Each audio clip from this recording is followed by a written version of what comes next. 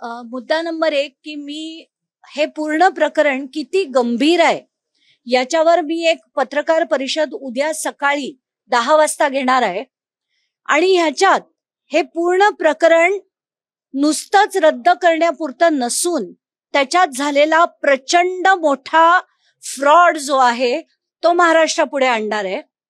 दुसरं, आता मी जी महसूल मंत्री चंद्रशेखर बावनकुळे यांच्याकडे जी बैठक झाली त्याच्यात मी अशी मागणी केली की मला डिपोज करायचंय. ती जी समिती बनवली आहे खरगेंच्या अध्यक्षतेखाली त्याच्या पुढे मला प्रचंड माहिती द्यायची आहे आणि ज्या फॅक्ट्स आहेत त्या समिती पुढे एक सामान्य नागरिक म्हणून ठेवायचे आहेत की हे सगळेच्या सगळे लँड माफिया किती वाईट पद्धतीने हे स्कॅम्स करतात याची सगळी माहिती मला खरगे कमिटी पुढे द्यायची आहे. त्याच्यात कुठची कुठची पावलं उचलायला लागतील ते देखील सांगायचंय. आणि त्या व्यतिरिक्त आता माझ्या बरोबर पुण्याहून आलेले सगळे गायकवाड कुटुंबातली जी अनेक लोक होती त्यांनी दिलेले पेपर्स देखील मी बावनकुळेंना दाखवले.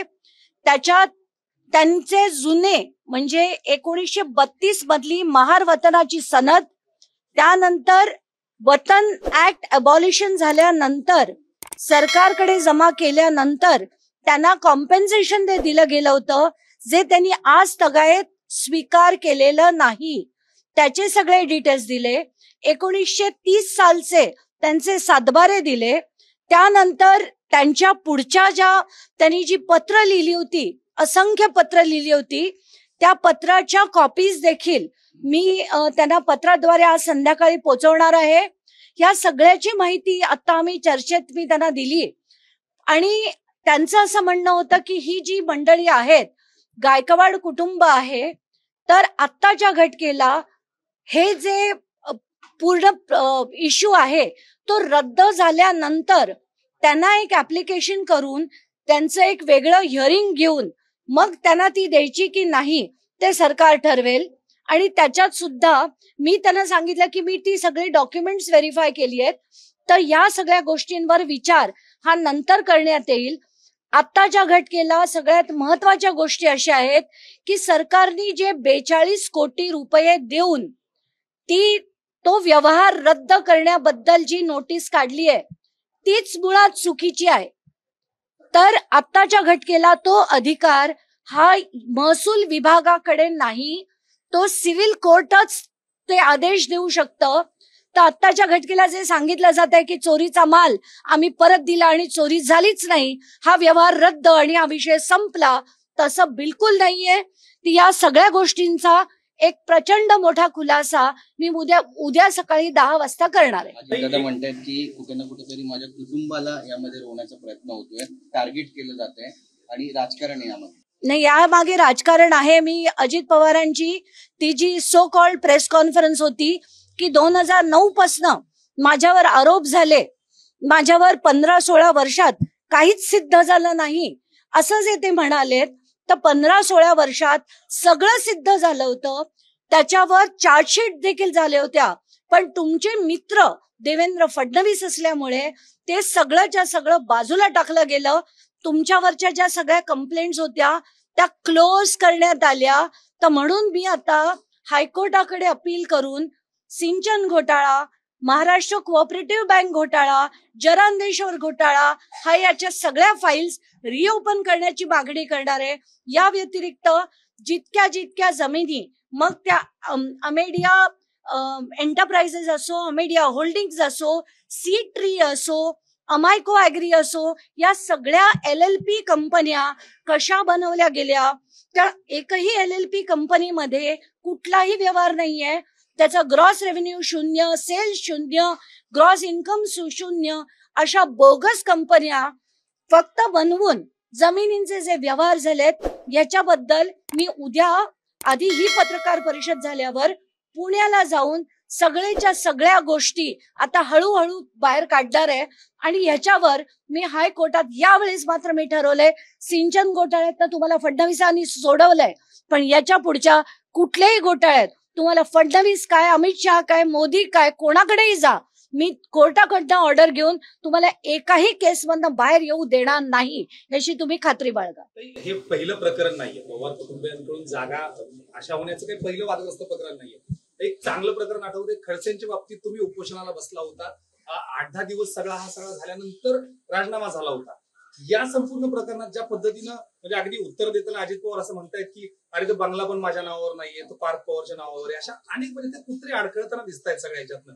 आणि सर्वात महत्वाचं म्हणजे या सगळ्या प्रकरणामध्ये ज्या पद्धतीनं इतर सगळ्या प्रकरणावर सर्वच पवार कुटुंबीय खूप आक्रमक भूमिका घेत असतात. मग ते रोहित पवार असो, सुप्रिया सुळे असो, ह्या सगळ्यांची भूमिका खूप मवाळ दिसते.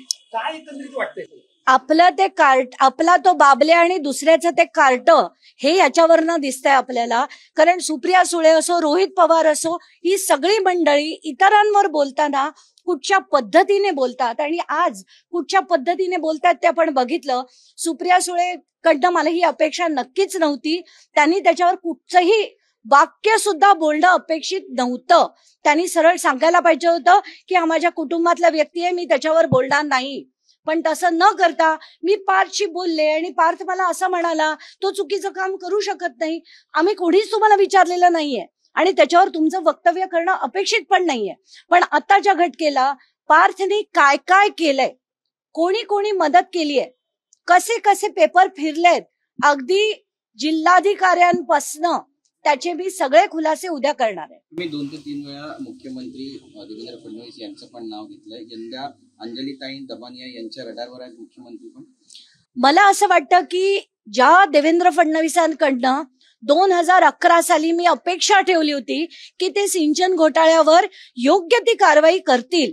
अगदी त्यांनी प्रत्येक भाषणात म्हटलं होतं की चक्की पिसिंग पिसिंग पिसिंग, आम्ही अजित पवारांबरोबर काय करणार, सिंचन घोटाळ्यात काय करणार, तर त्यांना सगळ्यांना जेलमध्ये पाठवणार, असं म्हणणारे देवेंद्र फडणवीस जेव्हा एकदा नाही त्यांच्याबरोबर 3 वेळा शपथविधी करतात, तेव्हा बघून प्रत्येक माणसाला अतिशय दुःख होतं की हे तेच व्यक्ती होते का की ज्यांनी महाराष्ट्राला आश्वासन दिलं होतं की त्याच्या विरुद्ध कारवाई होईल. पण तसं होताना दिसलं नाही, एकदा नाही 3दा दिसलं नाही. त्यामुळे मला त्यांच्याकडनं आता कुठल्याही प्रकारची अपेक्षा नाही. हे एकदाच नाही, महाराष्ट्र कोऑपरेटिव्ह बँक घोटाळ्यात तेच झालं, जरांगेश्वरांची जी चौकशी चालू होती, ईडीची चौकशी, त्यातही तेच झालं, धनंजय मुंडेंच्या वेळेस सुद्धा तेच झालं. त्यामुळे मला त्यांच्याकडनं कुठच्याही प्रकारची अपेक्षा बिलकुल नाही. म्हणून मी एकदा नाही 2दा नाव घेऊन सांगितलं की आता हे सगळे त्यांचे मित्र झालेले आहेत, त्यामुळे त्यांच्याकडनं मला काहीच अपेक्षा नाही. एक प्रश्न परत एकदा उठतोस की पालकमंत्री अजित पवार आहेत पुण्याचे. आतापर्यंत जर सगळं बघितलं आणि हे सगळं प्रकरण जर अतिशय महत्वाचा मुद्दा आहे की जे पालकमंत्री आहेत, जे उपमुख्यमंत्री आहेत, ते जर त्या जागेवर असले तर ह्याच्या चौकशीचं काय होणार हे महाराष्ट्राला मी वेगळं सांगायची गरज नाहीये. पालकमंत्री असल्यावर पालकमंत्र्याच्या विरोधात कुठला तरी आतापर्यंत अहवाल गेला आहे का? कुठलाही पोलीस अधिकारी त्यांच्या विरुद्ध बोलू शकतो का? FIR मध्ये आज पार्थ अजित पवारचं नाव नाहीये, कारण तो पार्थ अजित पवार आहे. हे जर पार्थ पवार इतर कुठला पवार कुटुंबातला असला तर त्याचं नाव असणं अपेक्षित होतं.